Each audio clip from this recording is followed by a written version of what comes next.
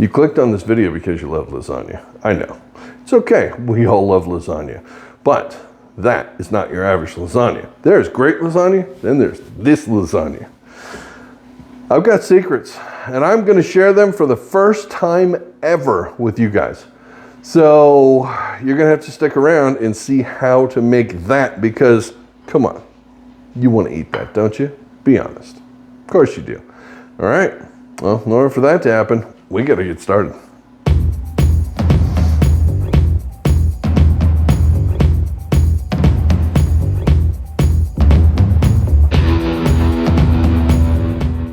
My first secret in my lasagna is roasted garlic. We're going to cut the top off a head of garlic. We're going to put some olive oil on it, put it on a baking sheet, bake it in the oven for about a half an hour until it's nice and toasty. But the real secret to my lasagna has to be the red bell pepper. We're going to cut one in half here. We're going to stick this on a baking sheet and put it under the broiler until the skin starts to blister. We'll put that in a bowl so that we can put some plastic wrap on it and steam the rest of the skin off. And then that's going to get diced up for our sauce. Speaking of dicing things, let's dice up our medium yellow onion. We're just going to slice this a few times like this so that it's super easy to get beautiful dices that are uniform. Just chop this up and get it nice and diced up. We got a little bit to the side here. We're going to use this for our meatballs that we're going to get started on in just a minute. But now let's build our sauce. We're going to take some olive oil in the bottom of our big pot here. We're going to add our onions. We're going to start sweating these down, getting them translucent. After about 2-3 minutes, we can add 5 cloves of our roasted garlic that we chopped up and continue sweating this down, getting it wonderful. We've got a large can of tomato paste to go in this. This isn't the little 6-ounce can, this is the bigger can. We're putting it in now so we can get that wonderful roasty flavor off of the tomato paste. We're going to add a little oregano right now, and a little bit of basil, actually a lot of basil. If you can use fresh basil, please do. It's not quite springtime here, so my garden hasn't come back, but dry basil will work. It's just not quite as good. We've got a little salt and pepper in there, and we're going to just start breaking this down.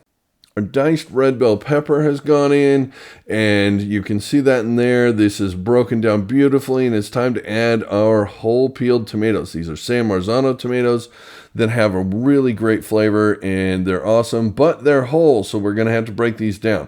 Once you get this stirred out just a little bit here, we're going to use the spoon or the spatula to break them up. We're going to take another identical can of the whole peeled San Marzano tomatoes, and we're going to make our sauce out of this, or the tomato sauce. Now, I'm using an immersion blender. You can put it in your regular blender if you want to, just get it nice and smooth. And then we're going to add it to our pot. This is going to complete the base of our sauce. Now, this is basically it.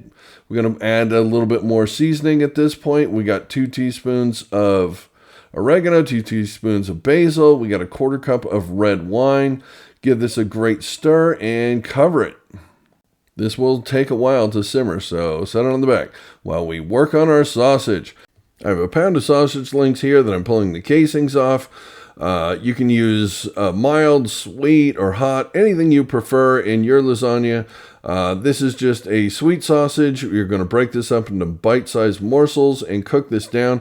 It's not fully cooked through the inside yet at this point, but we're going to finish by braising it in the sauce. This builds a lot of flavor in our sauce and our sausage, makes it really tender, and it's definitely one of my other secrets.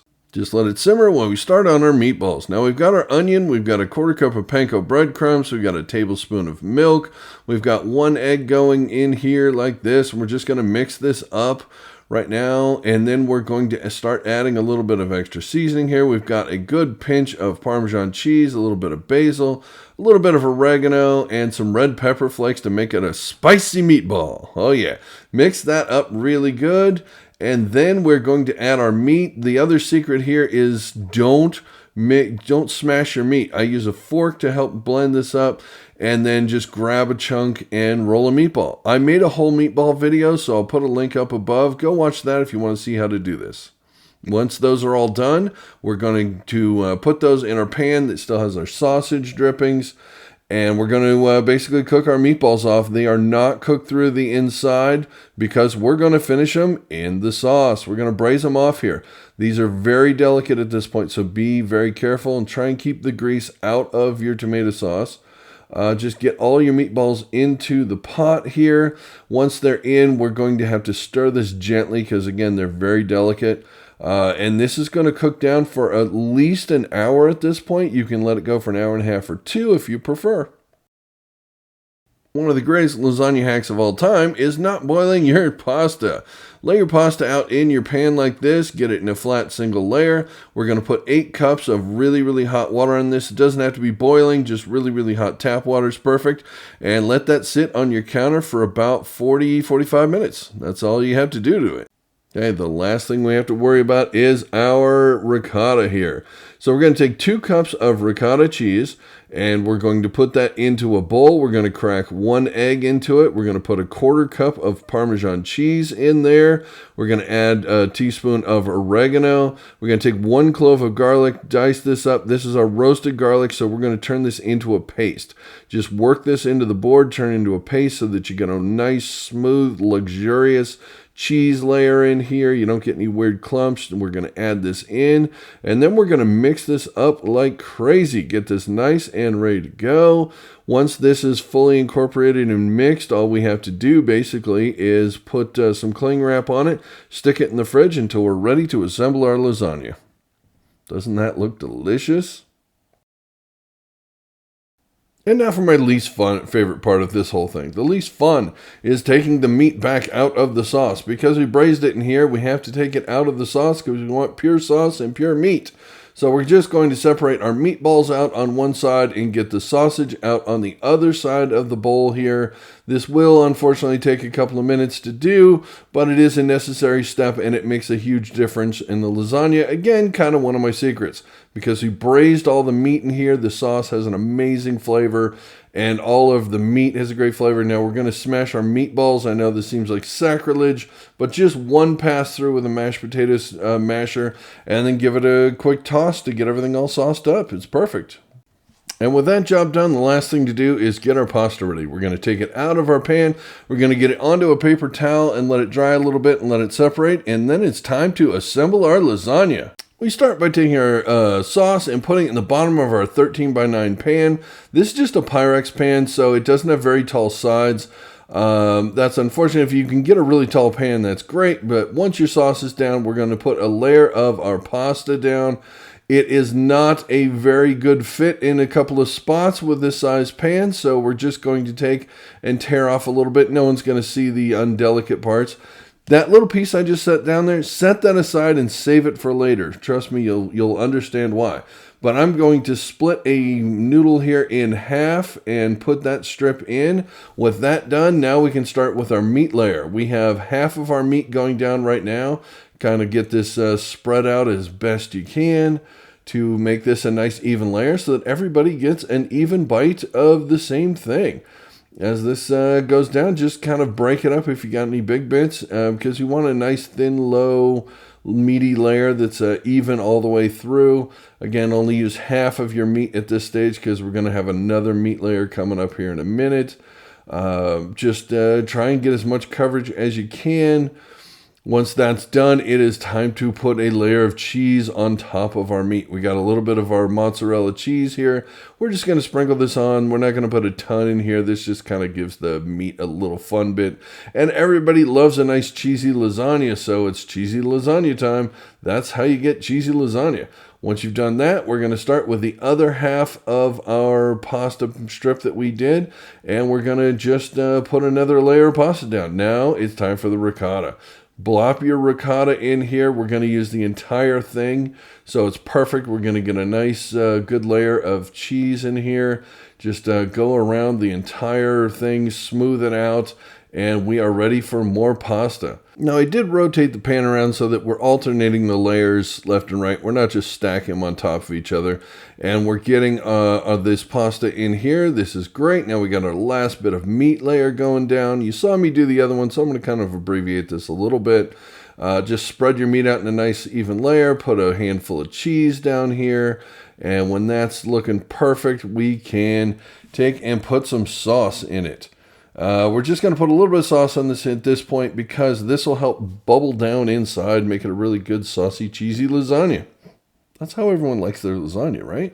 saucy, cheesy, meaty, wonderful, unless you're having a vegetarian lasagna, and then you can forget the meaty part. But that's it. We're going to put our last layer of pasta down here. When they engineered this box of pasta, they did not put in any extra pieces, so we are going to use the last scraps here. If I'd have had that piece from the bottom left over, it would be perfect to fill that last gap, but we're going to put a ton of sauce in this. No one will know. It'll just be our little secret. Once you've got this good and sauced, you want to make sure that you get it all even around. Put all the rest of your cheese on. This is a whole pound of cheese going in this. Some people use even more than that. I commend you for doing it, but I used a little bit of restraint and went with just a pound of cheese. Now, I used the wax paper to grate my cheese because I could have this fun. Throw the ball of wax paper across the room. It's hilarious. I don't know. It amuses me. What can I say? I'm a simple person with simple needs. But that is a simply beautiful lasagna. We put a little Parmesan on top of it here. And my secret weapon to great lasagna is a little bit of dried oregano over the top of this. And we're done. Now this is the part where I'm supposed to cover this with foil and put it on a baking sheet, do all that stuff, but I kind of mounted this thing a little bit high. So if I put foil on it, all the cheese is just going to stick to the foil. So we're not going to be able to put foil on this. So that means we have to adjust the temperature down a little bit so we don't burn the cheese. So normally you would do this at 375. I'm going to do this at 350. It's going to take about an hour. How do you know when it's done? With a glass dish like this, you can see the bubbles come up the side.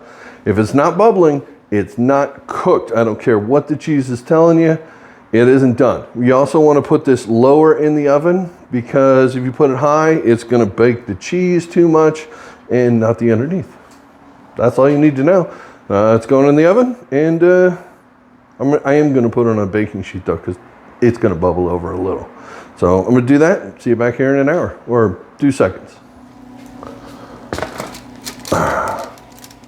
All right, folks. That is lasagna. She's a little crispy, but crispy is good. So you can see the bubbling going on around here. So it is ready, it's done. We're gonna let this sit. It has to the juices kind of come back together a little bit. Let this sit about 5 to 7 minutes before you cut into it. 10 or 15 is better. It's nuclear hot, you can't eat it anyways. So give yourself a couple minutes and start working on garlic bread or salad or something like that. Perfect, but yeah, when this is ready, I'll be back in a second. All right, it's been a couple of minutes. It's cooled down just enough to be able to cut into this thing. I'm not waiting any longer, and I know you don't want to wait any longer, so let's get into this sucker and cut us off a piece and see what she looks like inside. Because you want to see the gooey, ooey, cheesy layers in the cheese pull, right? That's why you came here, be honest, right? There we go. Okay, we're going to cut off a nice little piece here. Get through our cheesy top layer. This is insane. Make sure you cut it good because the last thing you want is for it to delaminate or de-lasagna, as they say. All right, I have a few different tools here. This one is great for scraping the sides, breaking it free. Everybody wants a corner piece. Unfortunately, there are only 4 corner pieces. So we shall see who gets a corner, but I saved it for you. So there you go. All right, so let's cut this guy out. I take my time cutting this because I want it to look pretty. You can just hack and slice and just grab and all you want. It's just gonna get ugly, and frankly, you went through all this much work. Make it look pretty. See, I got a little bit of extra sauce there. All right, double spatula time. We're gonna get under, scoop, and lift.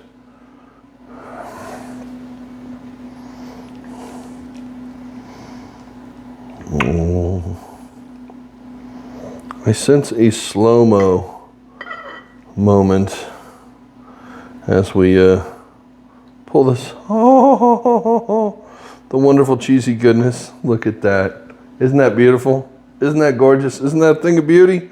Yes, it is.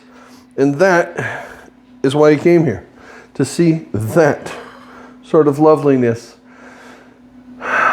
I am very happy and a very proud lasagna papa right now because I could eat that for dinner. And now that you know how to make it, you can make this sucker just like this, and then you can have it for dinner. And if you subscribe or like, you know, I'd appreciate that. It's always nice of you. And if you do that, then you'll know when my next video comes out. And there'll be more loveliness like this. And I will see you then on another How to Cook. So thanks for watching, and I'll see you next time.